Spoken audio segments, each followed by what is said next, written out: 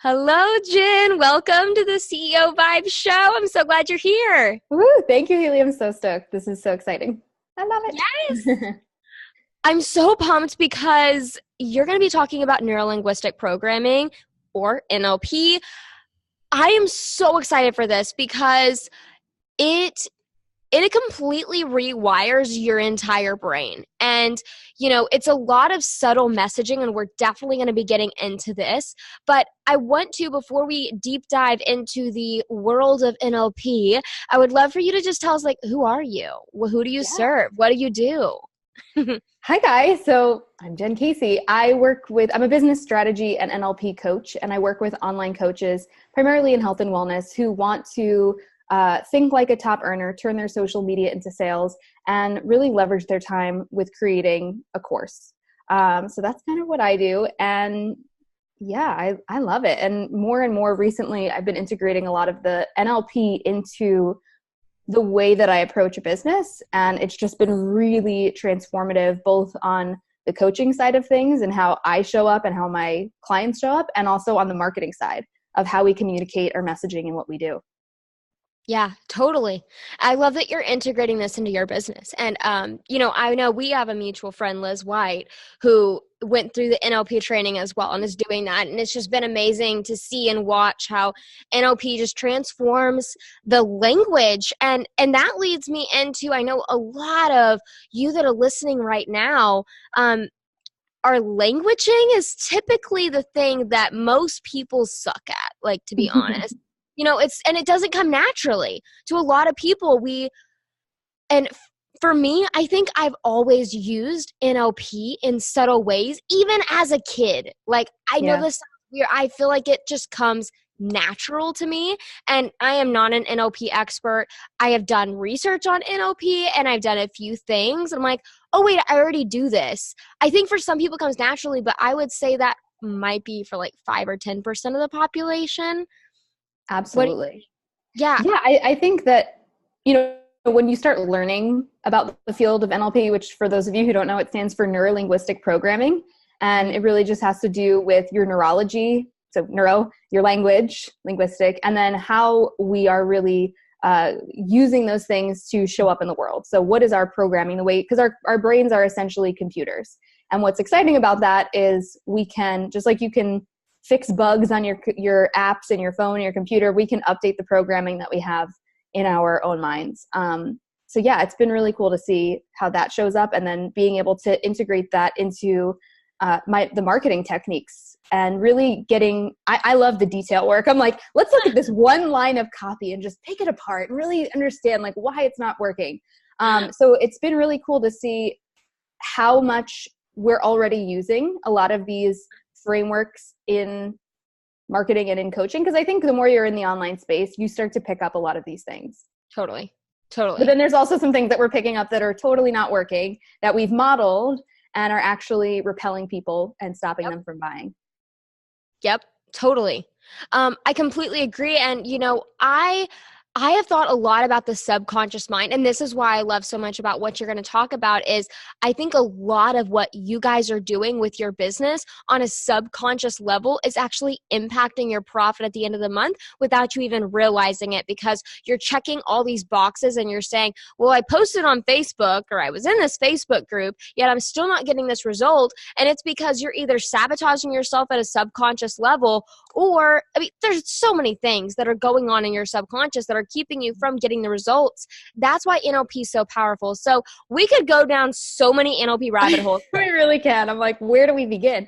I know, but I chose the rabbit hole of using NLP to position whatever you sell to get people more attracted to what you're currently selling. Because I know that is a big struggle that I find a lot of people doing. And it's because they don't know their audience well enough, and they don't know how they get stuck on the copy or the messaging.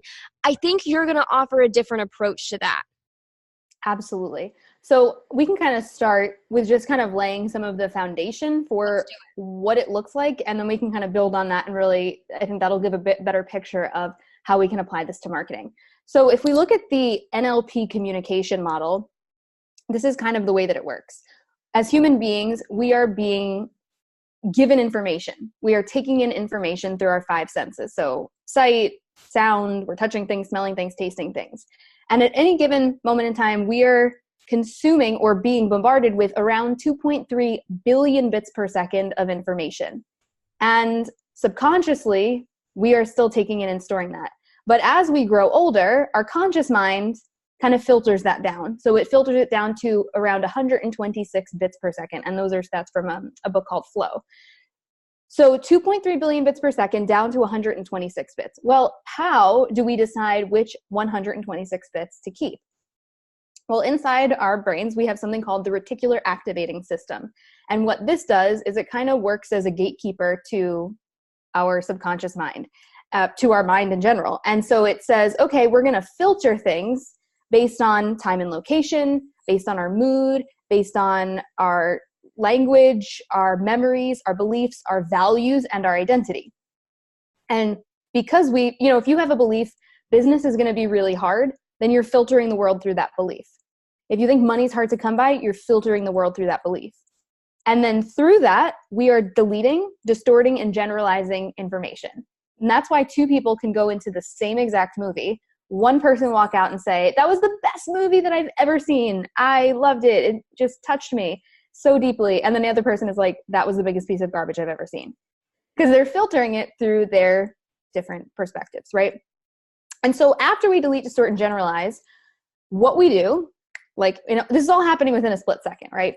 We are creating pictures and movies, and we don't even realize it. We're all thinking in pictures and movies, and they're called internal representations. And then from those internal representations, we create, or our emotional state gets impacted. So let me give you an example.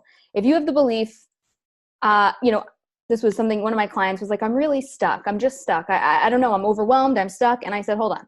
When you are using that language, what pictures are you creating in your mind? What are your internal representations? And, and I've asked a lot of people this since, and they say, oh, I'm imagining a picture of me with my feet in mud, stuck in mud, or my feet in concrete. And they don't even consciously, because it's not conscious, it's in the subconscious mind, we're not consciously realizing that we're creating these pictures. And when you have those pictures just kind of playing behind the scenes, you're not totally consciously aware of them, that's going to impact your state, your emotional state. And all of a sudden you're like, why do I feel like crap? Why do I feel alone? Why do I feel depressed? And then all of a sudden your physiology plays a role in this as well. So you're sitting at the computer, you're hunched over all day, you're taking shallow breaths. What is that telling your brain? Your body and your brain are connected. It's giving it signals of shallow breaths equals like anxiety equals depression. So now our state is in this disempowered place. And how does that impact our behavior? Well, if you're disempowered, you sit and you watch Netflix. You don't go, I'm going to get on live video and just deliver the most inspiring thing ever. You hide because you feel disempowered. So our state, really what I believe is like what makes or breaks successful entrepreneurs is state management. That's literally what it comes down to. If you can learn how to manage your state will impact your thoughts, it will impact your behaviors, and ultimately impact your results. So when we're looking at does that kind of make sense? It's a little bit harder when you're not seeing like the full picture, but it's all kind of happening simultaneously. You're explaining this so well, I think. Yeah, this is incredible. I have never, because I have heard this stuff before, but the way you explained it was so fantastic because I love that you said when you're hunched over, breathing shallow breaths, of course your body feels anxiety.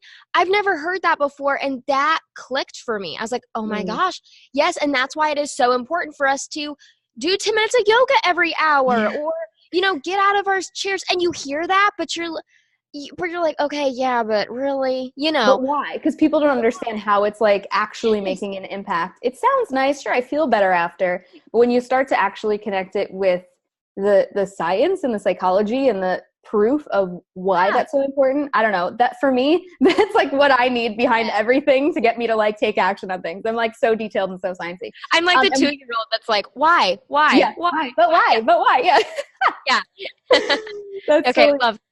And to kind of piggyback on what you were just saying, like about sitting hunched over, this is kind of adding on to it. What I noticed about myself was I was traveling a lot last year. This is a total tangent, but we'll swing back around. I was traveling a lot last year, and every time I would come home, I would sit down at my desk and be like, I got to get everything done. I got to get everything done. I got to finish. And so all of a sudden I anchored a negative state to my desk and chair. And one morning I got up and I just went and did my work in the kitchen, and I felt so easy and calm. And I was like, this is weird. Oh my God, did I anchor a negative state to my desk? So that's something that you guys can do too. And you can anchor a negative state to a person. Like if your spouse is pissed off and comes home from work every day, and the first thing they see is your face, subconsciously they will anchor negativity to your face. And they don't even realize it. So you can anchor negative, like you can anchor a state to a knuckle. Like you can get into a positive state, press a knuckle, and then it's really crazy. And then like literally press on your knuckle and be like, I feel confident. So like the body is incredible and the brain is incredible. And when you learn how to actually use it intentionally, it's so much more fun. Can we turn this into a 3-hour episode, please? Oh my gosh, this is so good. That is so cool that it can be actually connected to a person. Yeah.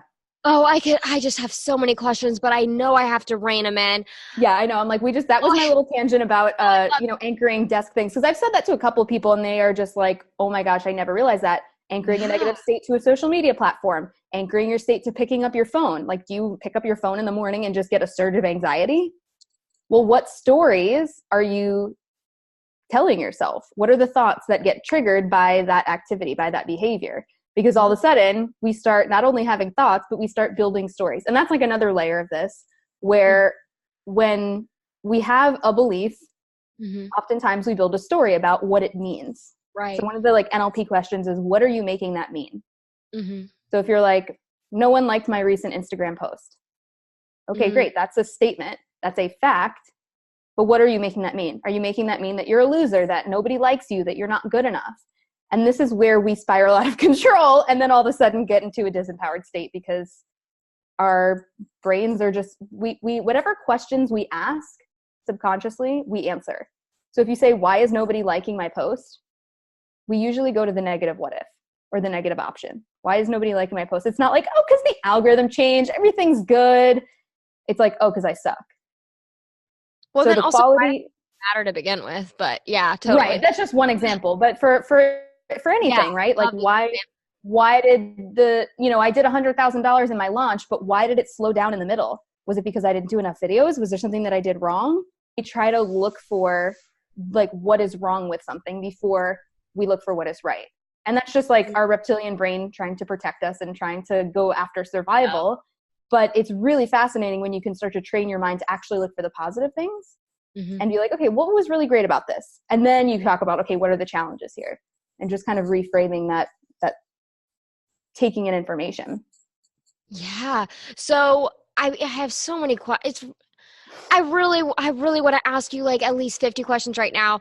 Do it, and I really want to go towards like how this impacts customers. But before we go there, I want to say, because I know I have so many of our profit planners that are sitting here and saying, yeah, this is so me. Like they're really resonating with this right now. So if they're in this anchored state of negativity, or they feel like, I know I get so many people in Passive Profit or Profit Planner Lounge that for instance, I had someone who, oh my gosh, I love her. She's so amazing. But Pinterest changed like overnight. And her whole entire business is on Pinterest. And she was like, this is it. It was like a very negative approach. And I see this over and over and over again. So let's take her for instance. If she came up to you in a coffee shop and asked you that question, and she told you this circumstance, how would you recommend her approach it differently using NLP methods?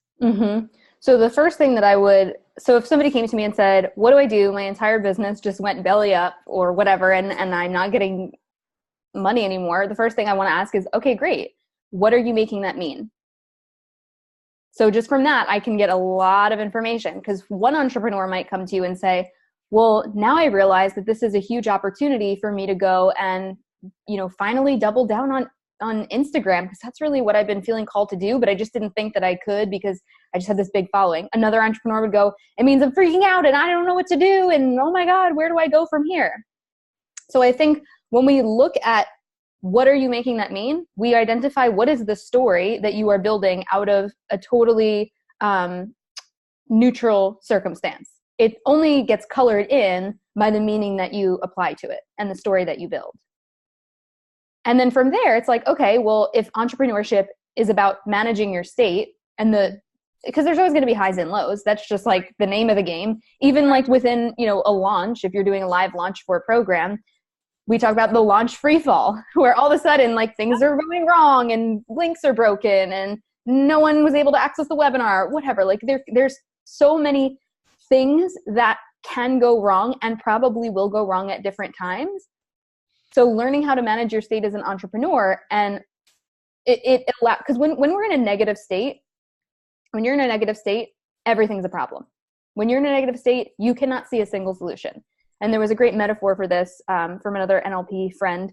And he says, when you're in a negative state, it's like going to the Empire State Building and being at the bottom floor. All you can see is noise and chaos and people and, horses and like all these things going on around you. And if you want to see Central Park, you've got to go all the way up to the top floor. And when you're at the top floor, you can see anything and everything. You can see for miles. You could see the water. You could see what is in the future, right? So that's a little something where you can think about, right? When you are in a negative state, you can't see possibility. You can't see how everything is a problem. And in NLP, we can reframe things and say, okay, well, is this really a problem or is this just a challenge? And people go, okay, well, yeah, I guess it is a challenge. I guess this is a moment of growth for me and the team. And maybe this is an area where we can, step out. Maybe this is a blessing in disguise. Okay, so it's a challenge. Well, is it possible that it's not only a challenge, but also an opportunity? Oh, well, that feels a little different, right? Because our language is going to impact the pictures that we create and the way that we feel. It's our state. So if we just adjust the language and ask the question like, well, is it possible that it's maybe this instead? I think that opens up a lot of, it just opens up more possibility for a new way to look at things. And when you're saying, oh, my Pinterest failing and going belly up today, or yet like yesterday, Facebook and Instagram kind of crashing and people freaking out.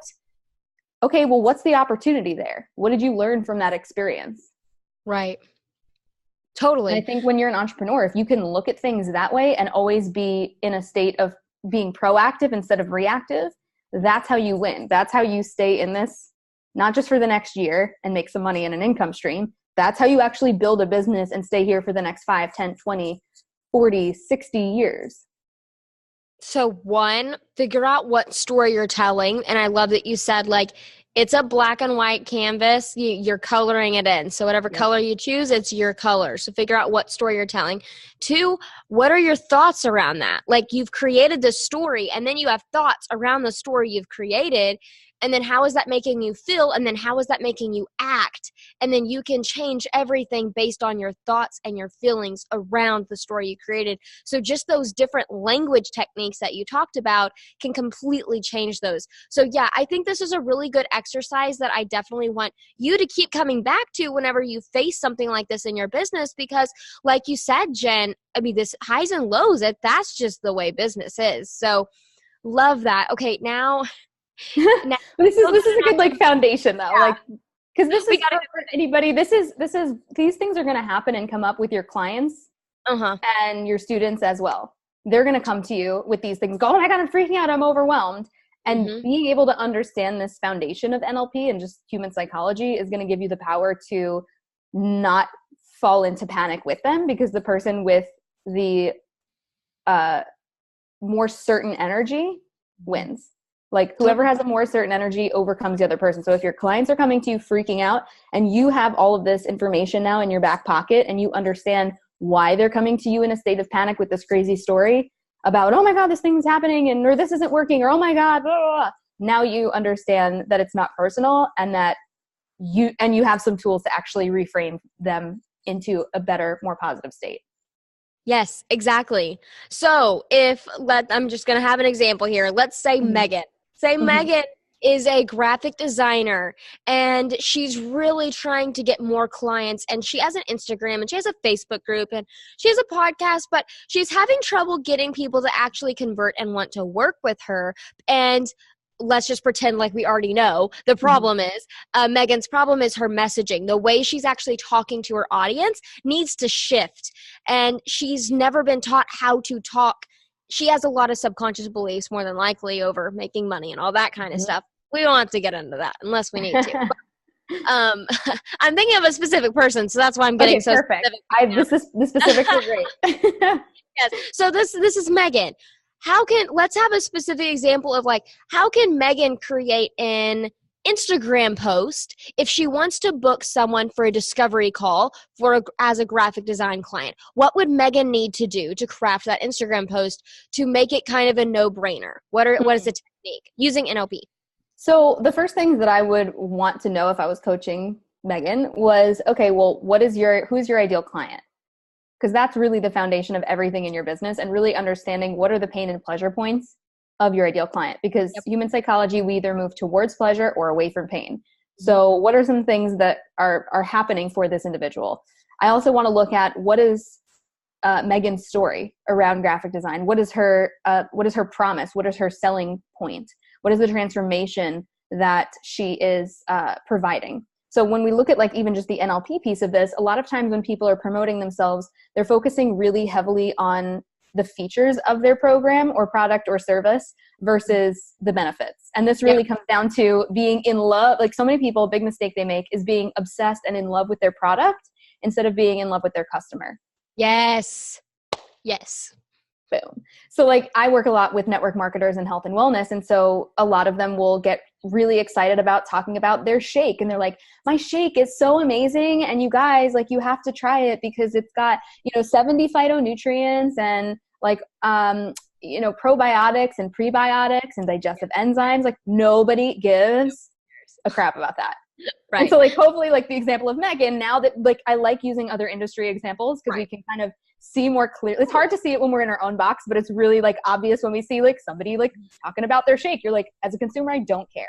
But if that same health coach is selling a shake and they start speaking to the benefits, they know their ideal client is, a brand new mom who's just finished nursing their baby and ready to get, back on track with their health. So they're going to speak to the really, really specific things that are happening for that woman, which is going to be different from somebody that's looking to go and compete in a bikini fitness competition. And so the benefits for somebody who is a new mom would be like, so we look at something like she wants to have energy to be with her baby so that she could be the best mom that she could be. And you obviously, if it's your avatar, you're going to get even more specific with those things. But that's one of the biggest things that I see people missing the mark on, where they just feature on the features instead of the benefits. So that's the first thing that you want to make sure that you're including in your. And before you go on to the second thing, I just want to say, because I know I hear some of you right now in your head saying, okay, but how do I know what my audience wants me to say? And this is the part where Jen says, a lot of you are in love with your product and not your customers.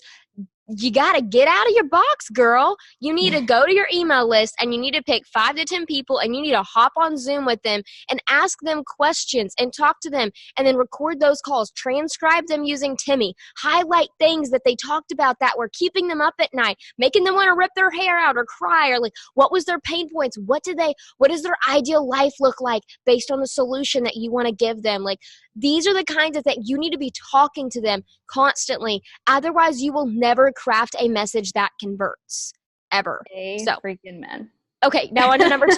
Sorry. And it's so important. I'm so glad that you kind of said that, because I think a lot of times in the online space, people are like, oh yeah, I've done like ideal client avatar work before. I did a worksheet on that. I know my ideal client likes to shop at Target and go to Starbucks.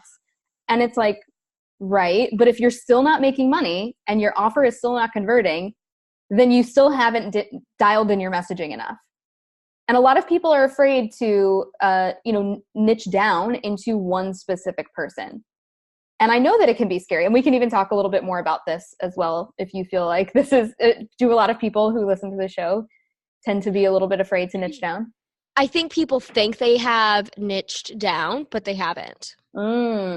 Yeah. And so that's the struggle is, I've already done that. Like, this is so basic. And I think a lot of entrepreneurs that I've seen are looking for something hard to do that's going to make them money. Whereas niching is so easy, right? Like, you literally just have to pick someone that you love serving. That's literally all you have to do. Like, it's so easy. Why are you having so much resistance? I know I get frustrated with my customers. I'm like, listen, You need to do this. And they wouldn't. I was like, there has to be something deeper around this because obviously I want everyone to get results. And what I found was at the core of their being, so many people are taught at a young age, the harder you work, the more money you make. Success Mm-hmm. happens in the hustle, which is what I talk about at my free webinar. Like, this is the core belief that society instills in us. And so whenever someone says, like Jen's over here, get on Zoom, niche down, like look at all Do this market stuff. research, yeah, like I've heard this stuff, Jen. I know. Mhm. Yeah.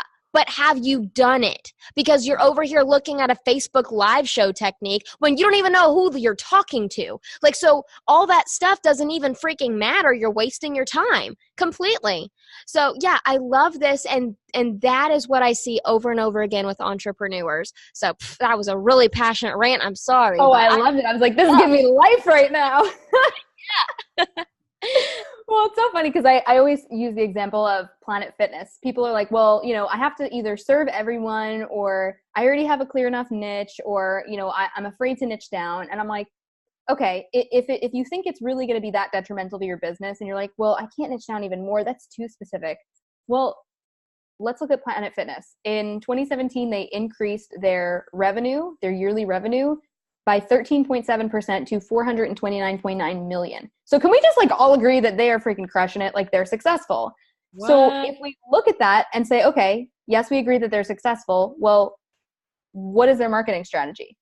Mm-hmm. I don't know. Do you guys know? Like, they publicly, clearly, They're like, so specific. repel who they do not want in their gym. They are marketing to the average Joe. They have a $10 a month membership. Mm-hmm. They have Monday is pizza day. They have Tootsie Rolls at the front. They've got a lunk alarm on the wall, like literally a button. And I had signed up and I was like, this is so not my gym. They have a lunk alarm that's like judgment-free zone. And you have to press the lunk alarm because it says underneath, no grunting, no string tank tops, no dropping weights. All these crazy rules, but they are using that polarity of repelling who they don't want to make sure that the average Joe person feels safe and secure and not judged by walking into the gym in just like a baggy t-shirt. Mm-hmm. Mm-hmm. And they're freaking crushing it. So, Yep. You can decide to niche down or not, but the proof and the results and the numbers speak for themselves. So if you're sitting there broke and you're looking at Planet Fitness going, how are they, increasing their revenue by 13.7% by millions of dollars? Well, they're doing something right. And, and this all ties back to NLP because, Planet Fitness got so specific, but they would have never been able to use the languaging. And I think that you do use a lot of NLP, especially even in their Facebook ads. And they were never going to get that specific if they didn't niche down. So, and I love this example that you did like a subconscious yes. And we talked about this before we hit record, but you said you were asking questions that get them to say yes. And then by the end, when you talk about whatever your call to action is, it's an automatic yes. And what's so interesting tying this in to here that what we're saying is you can't get specific yeses if you don't know what you're trying to get them to say yes to. Right. That's super important. So I think this is super. So if we took everything that we just talked about and we wanted to ramp this up into, let's say, marketing campaign, what are some marketing tactics that we can use now that we have messaging down using NLP? Cool. So, anytime we're creating any kind of marketing campaign or copy or sales page or live video, anything that's, all of your content is really moving someone either towards the sale or away from the sale. And a lot of times people are like, oh, give me a content calendar. I'm like, this shouldn't be like an arbitrary thing that you're just throwing up to put out more. It should be strategic. And the goal of your content or a sales page or anything should be to evoke desire, create demand, generate urgency, overcome objections, most importantly, and inspire action. Get them to say, I need to take this credit card out of my wallet, type it in, and be good to go. So when we are looking at it from the lens of NLP, everything that you are putting out there is either telling them subconsciously to go away, click away, or to buy. And you do want people to click away. That would be a part of an effective sales strategy because not everybody's going to be your ideal client. Yep. So when we look at, let's say even like a sales page, because we can get a little bit more specific, but again, this can apply to anything. When you look at the format of a sales page, you are qualifying people. Like in the very beginning of a sales page, you're introducing maybe your product, program, offer. You're qualifying people throughout the process. You're saying, does this sound like you? Or have you ever struggled with this? And we see that all the time. And a lot of times people are very generic with what they write. And they'll say like, does this sound like you? Have you ever struggled to like fit in your mom jeans? It's like, well, let's dial this in a little bit more. I remember I was sitting down helping one of my friends who is a manifestation coach, and she was helping people with like a goal setting program. And so we started like really brainstorming all this fun and specific copy. And we said like, does this sound like you? Are you somebody who goes to TJ Maxx and buys every single pretty goal setting journal that you can find that says she believed she could, so she did, only to throw it in a pile on the side by your desk and never open it because it's too pretty to color in? Are you the type of person that, sits and manifests and creates vision boards every single day and has arms that are fat stacked with, different crystals? And we just got like really fun with it and started to look at all the different things. We were like writing out all these ideas of, are you somebody who gets up every day, looks in the mirror and says, I am an abundant babe. Money flows to me effortlessly, only to refresh your Chase account and see that no money has come in today. Right. So we were just like having a lot of fun with it, but creating copy that was different. Like, because when we look at kind of the levels of market sophistication, the very bottom is the claim. And that's where a lot of people stay. They're just like, I'm going to help you make sales. I'm going to help you lose weight. I'm going to help you set goals. And we have to elevate that conversation because it's just become way too saturated. And one way that you can do that is just by enhancing what your promise is. There's a couple of different things, but even just like what we just talked about is just getting really specific on writing out your copy and having fun with it. Because people read that and they go, oh my God, girl, you're in my head. How did you know that I have this pile of journals that I bought from TJ Maxx that I ordered on Amazon? It's like, you're in my apartment. Do you have a camera? This is really creepy. So we want to qualify that person and make sure that we are clear about who the product, program, service is for. And then we also want to say, this is not for these specific people. And if you guys have ever seen a sales page or been on a webinar, you probably have experienced this from the consumer end. It's like, this is not for you if you're a service-based entrepreneur. If you roll your eyes at blah, blah, blah, blah. If you make, you can qualify based on income, on, behavior. You could say if you're somebody that's not open and coachable, this isn't for you. So there's a lot of different layers to that. And then you want to make sure that when you're structuring out something like a sales page or a 5-day challenge or whatever it is, that you're kind of building the yes. That was something we talked about with sales pages earlier before we hopped on, that you're qualifying people like, does this sound like you? Yes. Here are some results from my clients. What would your life look like if you had results like these? Would you want results like these? Yes. Hey, imagine if you could wake up every single day and have an additional $5,000 coming into your bank account. Would you want that? Would that sound good? Yes. So you're getting people to say yes subconsciously throughout the time of listening to you or reading your sales page. So by the time you get to the bottom of that page and say, do you want to enroll? They're like, yes. They're ready to go. So that's like one thing that you want to make sure you're doing. And the other little tip that I'll give for sales pages and even sales call conversations that I see a lot is making people, like a lot of times we're digging up all of the pain because it's really easy to tap into that pain. And people are more motivated to get away from pain than move towards pleasure. So we'll be hammering into that. Like, are you so struggling with social media? Are you not getting any traction? Are you feeling like you suck? And people are like, yes, that's me. And they're like, buy my program. And they're like, I don't think I can do it. So the problem is when we are trying to make the sale too early, I don't want to say too early, but before we've finished the sales process, we are trying to sell to them when they're in a disempowered state.